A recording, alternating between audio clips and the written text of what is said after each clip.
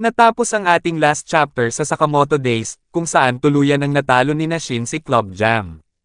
Si Negumo naman ay nakipagkita at nakipag-usap sa director ng JAA Western Headquarters, habang sina Osuragi at Shishiba, ay hinarap sina Yatsumura at ang kasama niyang geisha. Ngayon, atin nang simulang talakayin ang susunod na chapter ng Sakamoto Days, at ito ay ang chapter 98 at 99.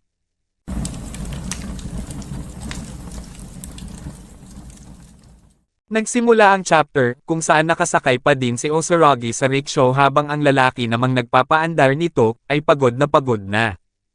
May isa namang boss ang nasa kanilang likuran, at sa itaas nito ay nakasakay ang geisha na kanyang kalaban.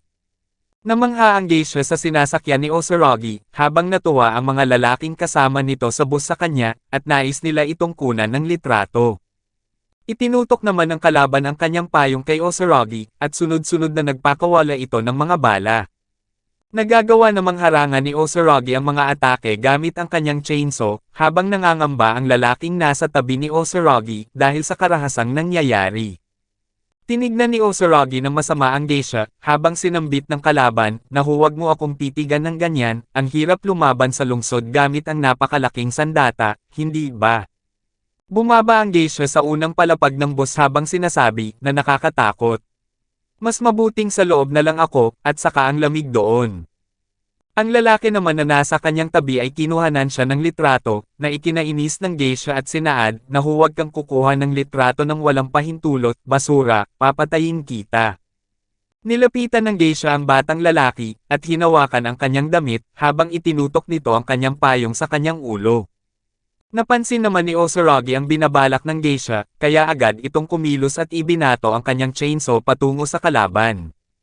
Labis na nagulat at natakot ang mga tao na nakasakay sa bus, habang tumalsik palabas ang kalaban, ngunit hindi ito nasaktan dahil nagawa niyang harangan ang atake gamit ang kanyang payong.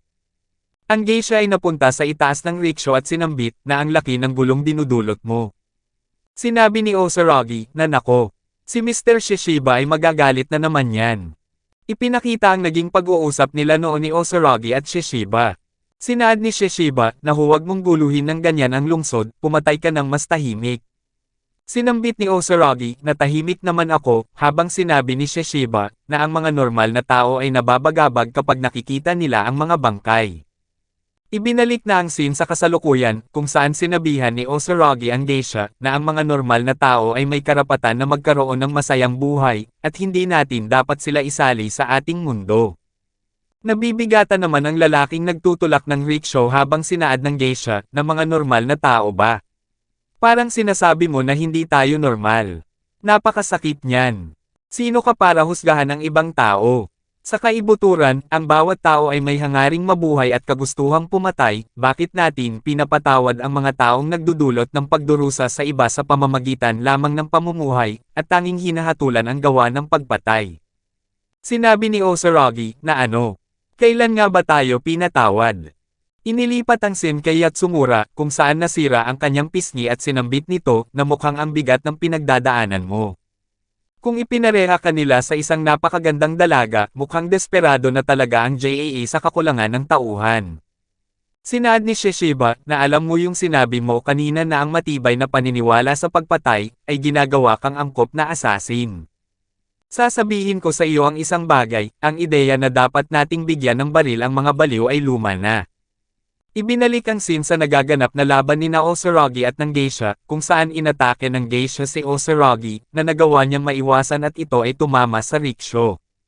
Tinignan ng geisha sa mukha si Osuragi habang sinasabi na ang ganda at ang lambot ng mukha mo.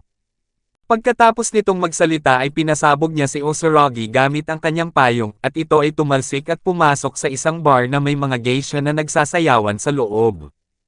Agad naman siyang sinundan ng kalaban sa loob, at kinuha nito ang palamuti ng bahay at itinapon kay Osuragi. Si Osuragi ay bumagsak sa sahig, habang ito ay nakatago sa palamuti, at ang geisha naman ay nasa itaas at pinagsasaksak niya ito gamit ang kanyang payong. Bigla namang napahinto sa pag-atake ang geisha, dahil hindi niya magawang hugutin pabalik ang kanyang payong. Ipinagpatuloy ni Shishiba ang nais nitong sabihin kay Yatsumura at ito ay para sa mga dalagitang may dalang bilog na lagari na lumaki sa mga bukirin. Si Osuragi ay nanatiling nakahiga, at hawak nito ang payong ng geisha, habang ang kanyang mata ay nakatingin sa butas. Nakaramdam ng pangamba ang geisha dahil sa matalas na titig ni Osuragi, at pagkatapos ay bumangon ito at itinapon ang kanyang chainsaw. Ang lahat na matamaan ng kanyang sandata ay nawawasak, habang ang geisha ay tumilapon palabas ng gusali. Maging ang kanyang payong ay nasira, at siya ay labis na nasaktan sa natamo nitong pinsala. Sinambit ng geisha sa kanyang sarili, na hindi kapanipaniwala ang lakas para sa isang maliit na nilalang. Wala sa mga teorya tungkol sa pagpatay ang naaangkop para akong nakikipaglaban sa isang dambuhalang mabangis na hayop. Inalis ng geisha ang kanyang suot na kimono at sinaad na mas mabuting umatras muna. Nasa isang mahalagang yugto tayo ng kasaysayan.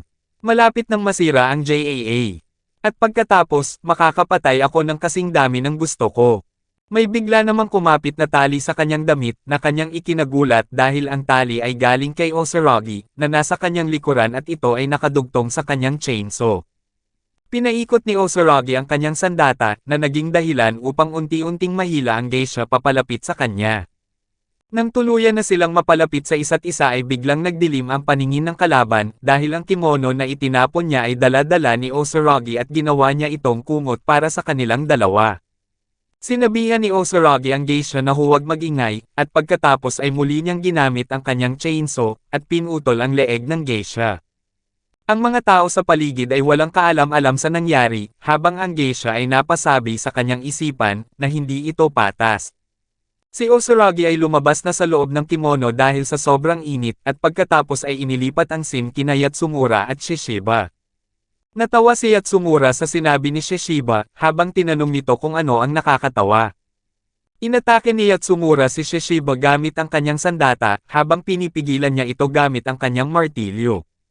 Sinabi ni Yatsumura na ginagamit mo pa rin ang mga lumang bagay na yan, habang sinaad ni Shishiba na ang kapal mo namang magsalita. Ang mga ito ang pinakamaganda, kaya nilang tumama at makapinsala. Sinambit ni Yatsumura, at hindi ito kailanman nauubusan ng bala o kailangang hasain, hindi ba, na sinang-ayunan naman ni Shishiba. Sinaad ni Yatsumura, na eksaktong ganitong klase ng pag-iisip ang inaasahan ko mula sa isang taong nasa unahan ng laban. Sinabi ni Shishiba, na napag-iiwanan ka na, iyan na ngayon ang pambato ko, si Osuragi. Gusto ko ang pagiging simple, ayokong mag-isip ng sobra o mabigatan, dahil sobra kang nagdadala ng ekstrang gamit. Ibinalik ang scene sa nakaraang 8 taon kung saan magkasama sina Shishiba, Yatsumura at ang kanyang pamilya. Sinambit ni Shishiba na isa kang mamamatay tao, kaya ang pagkakaroon ng pamilya ay walang saysay. Kasama ni Yatsumura ang kanyang pamilya na kumakain at sinaad nito na karaniwang pananaw lang yan sa trabahong ito. Basta, pumasok ka na. Naalala ni Shishiba ang sinabi sa kanya noon ni Yatsumura na ang susi sa kapayapaan sa mundong ito ay palibutan ang sarili mo ng mga taong okay lang sayong mamatay. Sinaad ni Shishiba sa kanyang isipan na anong nangyari sa konseptong iyon. Ang dalawa ay umupo sa sofa at sinambit ni Yatsumura na Shishiba, ang susi sa pagkakaligtas sa mundong ito ay ang dedikasyon mong protektahan ang mga mahalaga sayo na sinang-ayunan naman niya. Sinabihan naman ng asawa ni Yatsumura ang batang Amane na makipaglaro ka sa iyong ama, habang sinaad ni Shishiba na hindi niya gusto ang kanyang ama, ano? Saka ikaw ang kanang kamay ng hepe, sa madaling sabi, ikaw ang number 2 ng JAA, hindi ba? Ang dami mong kaaway, tapos may anak ka pa. Bigla namang nilapitan ng nanay ni Amane si Shishiba at tinutukan ito ng patalim habang sinasabi na okay lang yun. Isa din akong propesyonal. Oras na ng pagtulog ng bata, huwag kang magtagal. Hindi nagustuhan ni Shishiba ang sinabi sa kanya ng nanay ni Amane habang sinaad ni Yatsumura, na patawad, Shino, ihahatid na kita pa uwi, Shishiba. Agad na sumakay ang dalawa sa sasakyan at sinambit ni Shishiba na ang panlasa mo sa mga babae ay napakapangit. Sinabi ni Yatsumura na ingat ka sa pananalita mo tungkol sa asawa ko, ano ba ang problema sa ugali niya? Ganoon na talaga siya noon pa man. Tatawa ka ba kung sasabihin ko sa'yo na nahulog ako sa kanya, at kinailangan kong magsumikap ng todo para ligawan siya? Sinaad ni Shishiba na ang galing, ngayon kailangan ko pang makinig sa boss ko na nagkukwento tungkol sa love life niya habang nasa kotse, habang sinambit ni Yatsumura, na maiintindihan mo din ako balang araw. Kapag may isang lalaking nakilala ang isang babae, at minahal niya pati ang mga pagkukulang nito ay tapos na siya, habang nandiri naman si Shishiba at sinabi, na ibaba mo na lang ako dito. Sinambit ni Yatsumura na tungkol dyan, kung may mangyari man sa akin, bantayan mo sila, okay. Sinaad ni Shishiba na ang maling tao ang hinihingan mo ng pabor, habang sinabi ni Yatsumura na napakatigas naman ng puso mo. Sinambit ni Shishiba na bukod pa dyan, kung may mangyari sa'yo, malamang ay mamamatay din ako.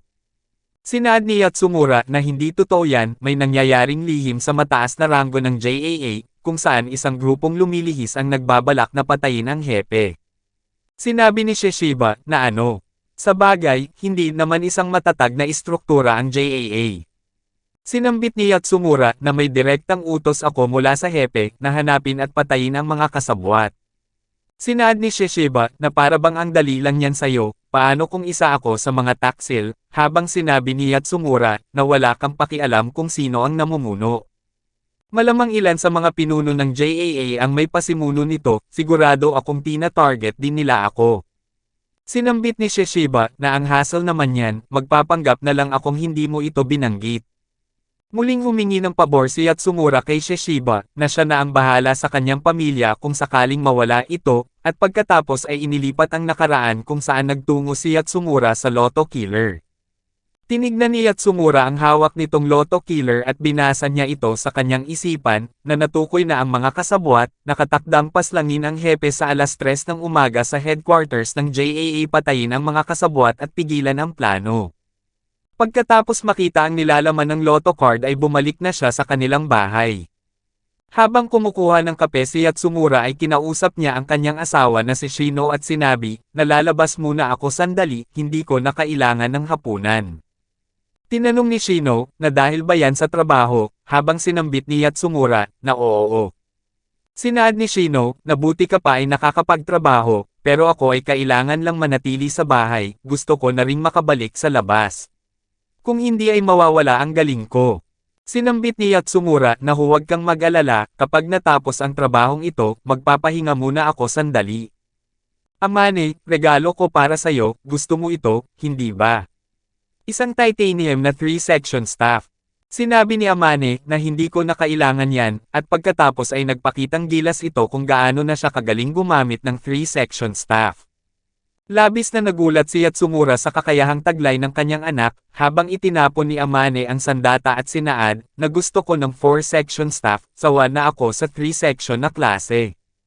Umupo si Yatsumura at napabuntong hininga habang sinasabi, na grabe, medyo nakakalungkot kung gaano kabilas silang lumaki, habang sinabi ni Shino, nahanga siya sayo, at nag-e-ensayo siya araw-araw, hindi mo ba alam? Nakita ni Shino ang Lotto Killer card ni Yatsumura, habang tumayo na ang kanyang asawa upang ihanda ang kanyang sarili, para sa kanyang misyon. Sinambit ni Yatsumura na Shino, kailangan ko nang umalis, ikandado mo ang pinto pagkatapos ko. Biglang nawala si Shino sa kanyang kinalalagyan, at ito ay nagtungo kay Amane, at may hawak itong patalim na nakatutok sa leeg ng kanilang anak. Si Amane ay mahimbing na natutulog habang sinabi ni Shino, na may pakiusap ako sa'yo, huwag mong tanggapin ang misyong ito, kung hindi, papatayin ko si Amane. Hindi maintindihan ni Yatsumura ang ginagawa ng kanyang asawa at sinaad, na kung ito ay biro lang, ay hindi ito nakakatawa. Sinabi ni Shino, na naghintay ako ng matagal, sa wakas, matutupad ko na ang layunin ko. Tinanong ni Yatsumura, na anong layunin? Anong ibig mong sabihin, habang sinambit ni Shino, na huwag kang lalapit? Seryoso ako. Nagtatrabaho ako para sa mga taong pakay mo ngayong gabi, ngayon, naiintindihan mo na ba? Tinanong ni Yatsumura na anong ibig mong ipahiwatig, habang sinaad ni Shino, na ikaw ang kanang kamay ng hepe, sagabal ka sa amin, kaya kinailangan naming magkaroon ng panabla laban sa'yo. Ang mahal na mahal mong si Amane. Lumapit ka pa ng isang hakbang at papatayin ko siya, kung susubukan mong tawagin ang kahit sino, papatayin ko rin siya, mananatili ka rito hanggang mamatay ang hepe. Sinambit ni Yatsumura na bakit kailangan pang umabot sa ganito? Bakit hindi mo na lang ako pinatay agad? Sinaad ni Shino na paano namin gagawin yun. Masyado kang magaling. Masaya ako na pinakasalan kita at nagkaroon tayo ng anak.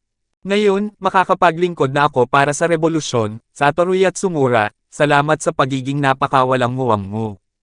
Napabuntong hininga si Yatsumura at hinawakan ng mahigpit ang kanyang sandata habang sinasabi na talagang minamaliit ng mga tao ang mga ama. Isang hostage, ano? Sa tingin mo ba, magkapantay na tayo dahil dyan? Sinabi ni Shino na kapag gumalaw ka kahit kaunti, hihiwain ko ang lalamunan ni Amane. Pagkatapos magsalita ni Shino, ay biglang napunta si Yatsumura sa kanyang tabi, at sa isang iglap lang ay nasugatan ang kanyang leeg na kanyang ikinamatay. Sinambit ni Yatsumura na kapag gumalaw ang isang profesional, hindi mo ito makikita. Nagising naman si Amane, at nakita nito ang nangyaring pagpaslang sa kanyang nanay. Dito na natatapos ang chapter 98 at 99 ng Sakamoto Days. Paki-like and follow naman po ng ating Facebook page, nasa description po yung link. Muli huwag kalimutang mag-like, comment, share at subscribe sa ating channel. Salamat.